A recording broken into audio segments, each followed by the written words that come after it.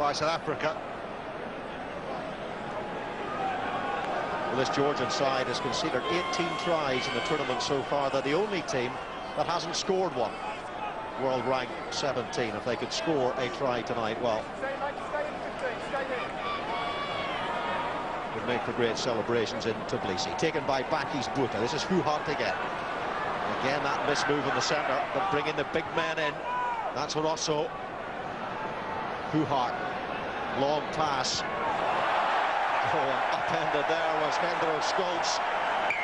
Big tackles from the Georgians. And it's something we've seen, having watched the IRB World Sevens over the years, that they are huge tacklers, the Georgians. One of the few Sevens teams in the world to use the rolling ball as an attacking weapon. Down and up, and Schultz certainly knows he's in a game now. It was the wrong option from him because there was plenty of South Africans out left, and it was just a question of take it and give it out left with a couple of speedsters. But we'll think about it again next time. Great tackle by George Siglari on his international debut, just 22 years of age, the medical student. And this is the inexperienced hooker in his first start, Dadunashvili. So he'll be nervous, trying to find his man, and it's been robbed by Selborne Boone.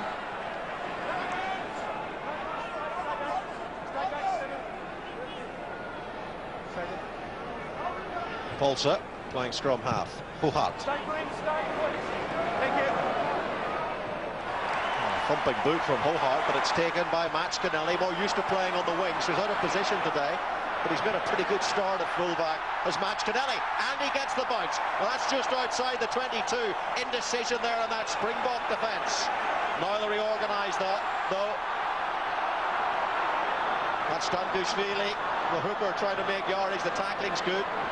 Jim Shaladze, advantage to Georgia on the South African 22. Might have a drop at goal here because they've got the penalty anyway, or they might just move it wide. Here's Katsadze, 108 kilograms of captain to stop, not easy to do. Now Montarbadze, great rugby here from Georgia. Chikadze takes it on. Again, these minor sides do show how well coached they are. Claude Sorel is the man who handles them, the Frenchman, the former Bezier flanker. Montarbadze using the back row. It's Bolgashvili. Not getting too far, Georgia, through the phases, but they're retaining possession well. Montarbadze, Jim Shaladze trying an England-type tactic. Oh, that could very easily have worked, you know, because again there was indecision in the air. It was Kamtarashvili, the left winger for Georgia, who really, if he'd watched the ball a bit more closely, might well have been underneath it, because the disorganisation in South African defence there was nonsensical for a side of this class. Well, this whole passage of play started unbelievably by South Africa allowing a high ball to bounce just outside their 22, which was extraordinary, absolutely extraordinary. And to be fair to the Georgians, they put it through 6-7 phases of play, which is a great effort and a great testimony to the coaching drills that they've been through in the last couple of weeks. And certainly South Africa are not having things their own way, and it's largely due to their own making. Well, this is a side that has had to cancel coaching sessions and a tour to Europe because of lack of funding. A poorer nation than Romania. That didn't look straight. Whistle's gone. No, not straight. Pity. Nice idea. Good idea. Went the 5 metres, but unfortunately not straight. It's a fair decision. Replay, I have to say. Wait for them to come up. Yeah, they had to cancel a pre-cup camp at the end of July, a tour of Canada as well. And the word was they were camping in tents, the Georgians, instead of staying in hotels.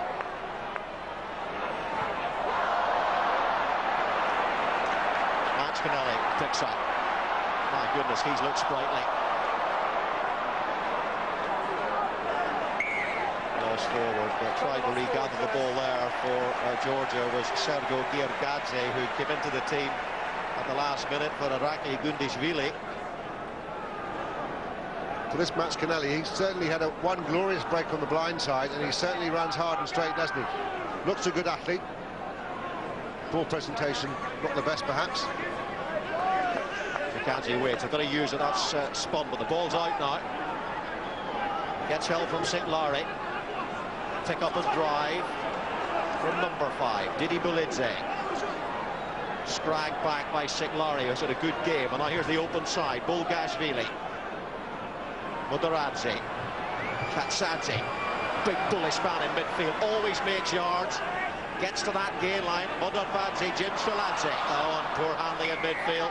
Did it go forward? It did off the hand of Mark Velashvili, but it didn't matter because Lawrence Sepaka was caught offside. So Georgia have a chance to equalise. Yes, it very much looks like Sepaka, the prop, was the man who was picked out, and the Georgians electing to go for goal, and unlike South Africa, the crowd thinks it's a marvellous decision. Paleko Jim Shaladze, who scored all 9 points in the Rugby World Cup so far, including one drop goal. Like so many of these Georgians, even the out half is an ex-wrestler. They're pretty tough guys.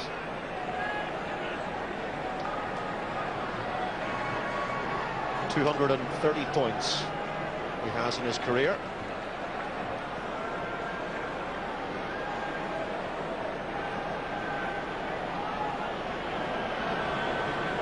It's one of those ones where the crowd will tell you, I think. If it goes over, you'll hear it. A long way out of Sydney.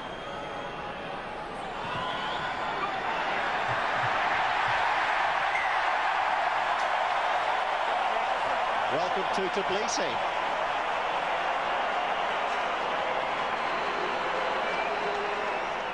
This could be more interesting than we at first thought. Maybe a few people that get involved in the spread betting world will be particularly uncomfortable at the moment, I suspect, because the odds were certainly not in favour of this sort of scoreline after this stage of the game. Just nearly 30 minutes played. Well, they do love their rugby. They support the IRB World 7 Series. They reached the semi-finals in South Africa. And that's a knock forward by Jim Shaladze. So they cannot afford to make those basic errors because a team like South Africa should capitalise. And here's a chance for them now through the hands. Jacques Fury. De Kock. And driving in and driving towards the line for a try is Danny Rosso. And it did come from that elemental error from the Georgian halfback, Jim Shaladze, dropping a simple ball. South Africa capitalise, and that's more of what we expected from them. South Africa 8, Georgia 3. Well, it's bad defensive organisation by Georgia. Rosso took his chance well, ran hard and straight. He's a big lad for a 7, I have to say. But that hopefully will settle the South Africans down. As you say, it did come from a Georgian mistake from the kick-off, which was probably too deep. But they certainly needed to quieten the crowd down, I think, after that penalty by Georgia. Go hard there with the Georgian attack. And it's 100% so far from him. Danny Rosso, yeah, is big for a flanker. He plays lock forward as well for Blue Bulls, and it's his second try of this 2003 Rugby World Cup.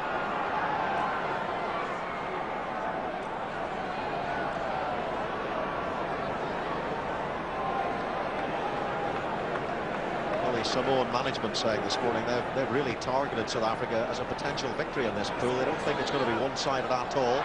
They think England are pretty much unbeatable, but they think they've seen enough weaknesses in the South African team to maybe get a pool win against them. Although I know it'll be a totally different Springbok side that plays against these Samoans. Yes, it will be, but I think the Samoans will run South Africa very, very close indeed. And if they start the game against Samoa like they've started this one, they're in for a hell of a game. Remember, it's a much weakened Samoan side. Guys like Trevor Leota not making the trip. De Kock.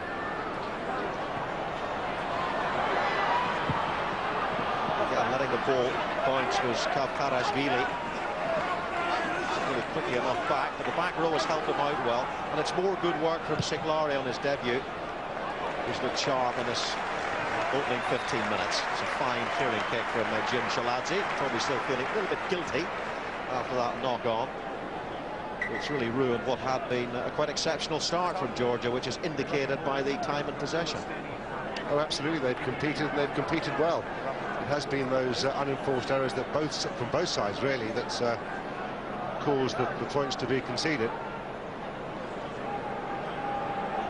Well, they're so proud of the game in Georgia. They played a rugby light game called Lelo Berta, or try-ball, since before the birth of Christ. So they claim the invention of the game. William Rabelis, nothing to do with him. De Kock. Try score. Danny Rossell really has a strong, well, he plays for the Blue Bulls and he's a bullish runner. Taken on by Rothenbach, the massive tight head. De Kock. Hochart. Numbers here for South Africa. Selborne Boom. Good tackle again by Siklari.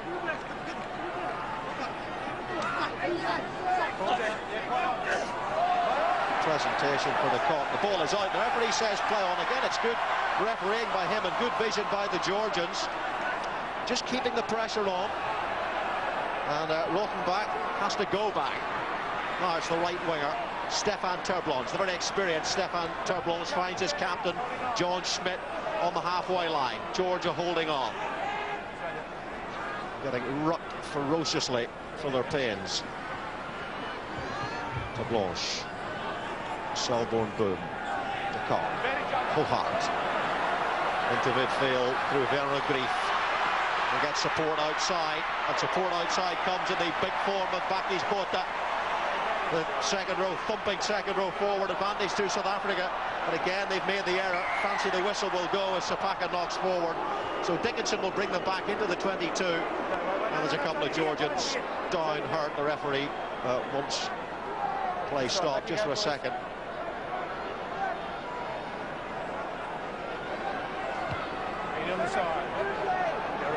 In on the side was the ruling from the referee there against Georgia, but South Africa did not look comfortable at all. They don't look comfortable with ball in hand, to be frank with you. There doesn't appear to be great penetration in the midfield. Certainly Selborne Boom was on the right wing for some odd reason, outside Stefan Terblanche. If I was Terblanche, I'd ask him to move inside pretty quick. Good little line-out move, fine tackle by the scrum half Mother Badze on John Schmidt. Now to Koch, now to Hochart. Can they find any way through the midfield? It's Werner Grief. Advantage again to South Africa. And this time they might get through. Yes, they do. Derek Hochart, the out half. It was simple as you like. It's a second try for South Africa.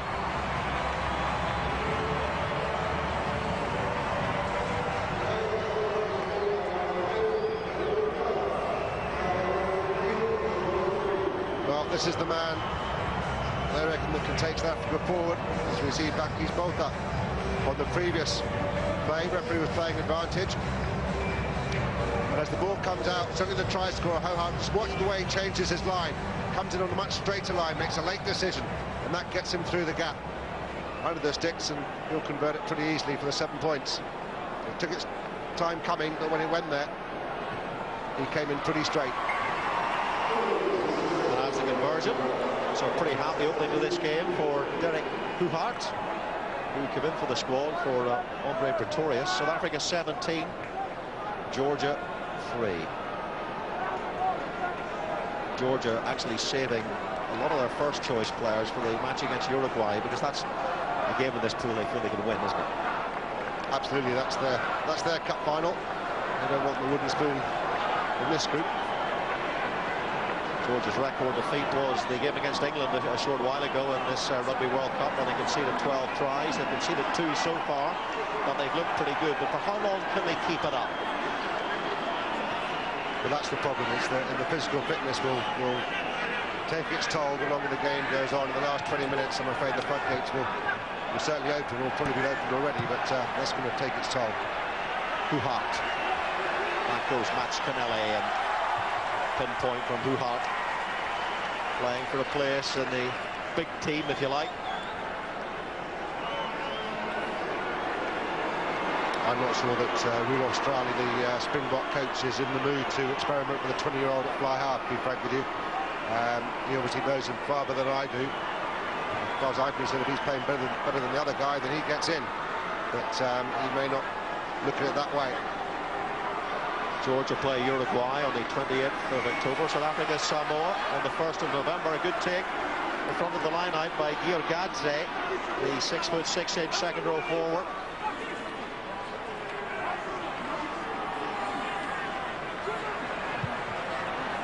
Georgia would have been playing Test rugby since